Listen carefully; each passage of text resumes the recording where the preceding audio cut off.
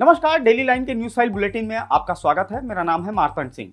इस बुलेटिन में हम आपको बताएंगे टीएमसी सांसद अभिषेक बनर्जी ने बजट को लेकर केंद्र सरकार पर क्या निशाना साधा है और बताएंगे कांवड़ रूट पर दुकानदारों के नेम प्लेट लगाने के समर्थन में अब किसने सुप्रीम कोर्ट में याचिका दाखिल की है।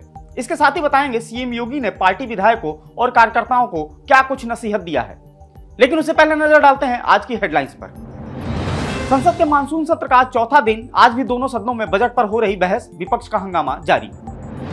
टीएमसी सांसद अभिषेक बनर्जी ने केंद्र सरकार पर जमकर साधा निशाना, सदन में बताया बजट का फुल फॉर्म। बीजेपी एमपी बांसुरी स्वराज ने किया विरोध। एक बार फिर सुप्रीम कोर्ट पहुंचा कांवड़ रूट पर दुकानदारों के नेम प्लेट लगाने का मुद्दा, समर्थन में दाखिल की गई याचिका, मामले को सांप्रदायिक रंग देने का आरोप।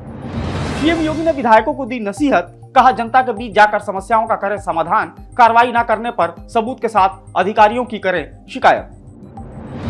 देश के कई राज्यों में बारिश का कहर जारी, गुजरात में 8 लोगों की मौत, यूपी के लखीमपुर और गोरखपुर में बाढ़ के हालात, 50 गांव डूबे। अब चर्चा खबरों की विस्तार से करते हैं। पहली खबर की अगर बात करें तो संसद के मानसून सत्र का आज चौथा दिन है। आज भी संसद के दोनों सदनों में बजट पर बहस हो रही है। तीसरे दिन भी बजट पर बहस हुई थी। इस बीच दोनों सदनों में जमकर हंगामा हुआ था। सदन शुरू होने से पहले विपक्ष के नेताओं ने संसद के बाहर केंद्र सरकार के बजट के विरोध में प्रदर्शन किया था। राज्यसभा में चर्चा के दौरान विपक्ष ने वॉकआउट कर दिया था। वे वित्त मंत्री निर्मला सीतारमण के खिलाफ शेम शेम का नारा लगाते हुए सदन के बाहर चले गए थे। वहीं लोकसभा में टीएमसी सांसद अभिषेक बनर्जी ने केंद्र सरकार पर जमकर निशाना साधा है। उन्होंने सदन में बजट का फुल फॉर्म बताया। उन्होंने कहा बजट में बी का मतलब बिट्रेयल, यू का मतलब अनएम्प्लॉयमेंट, डी का मतलब डेप्रिव्ड और जी का मतलब गारंटी, ई का मतलब एसेंट्रिक और टी का मतलब ट्रेजेडी है। वहीं अभिषेक के बयान का बीजेपी सांसद बांसुरी स्वराज ने विरोध किया। उन्होंने कहा कि टीएमसी नेता ने 3 आपत्तिजनक और असंसदीय शब्दों का इस्तेमाल किया है, उन्हें इसके लिए माफी मांगनी चाहिए। बांसुरी ने स्पीकर ओम बिरला से इन शब्दों को लोकसभा की कार्रवाई से हटाने की भी मांग की।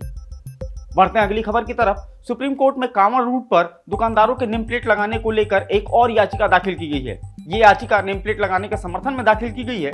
याचिकाकर्ता का कहना है कि इस मामले को जबरदस्ती सांप्रदायिक रंग देने की कोशिश की जा रही है। उन्होंने खुद को इस मुद्दे पर पक्षकार बनाए जाने की मांग की है।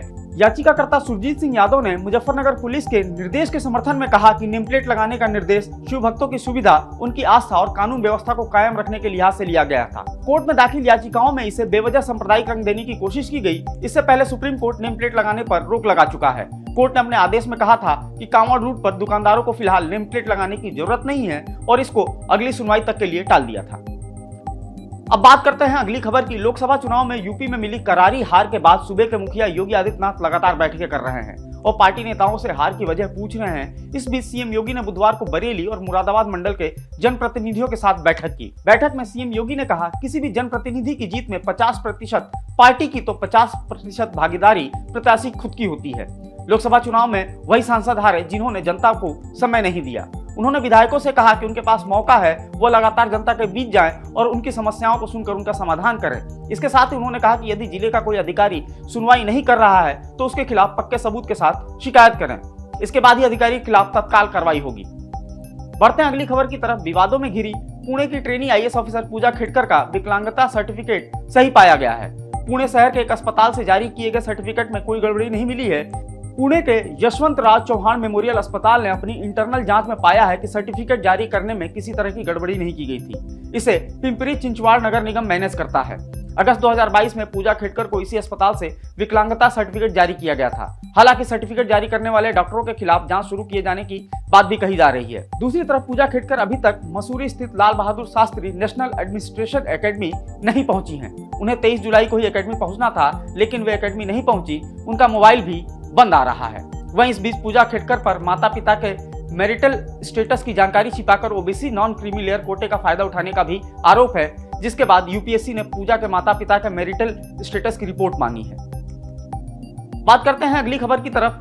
देश के कई राज्यों में भारी बारिश हो रही है। गुजरात में पिछले 3 से 4 दिनों से लगातार बारिश का दौर जारी है, जिससे बड़ोदरा, सूरत, भरूच और आणंद समेत कई जिलों में बाढ़ जैसे हालात बन गए हैं। यहाँ बारिश से संबंधित घटनाओं में कुल 8 लोगों की मौत हुई है। वहीं इन जिलों के निचले इलाकों में 826 लोगों का रेस्क्यू किया गया है। एनडीआरएफ और एसडीआरएफ की टीमें भी तैनात की गई हैं। बारिश की वजह से यहाँ ट्रेन सेवाएं भी बाधित हुई हैं।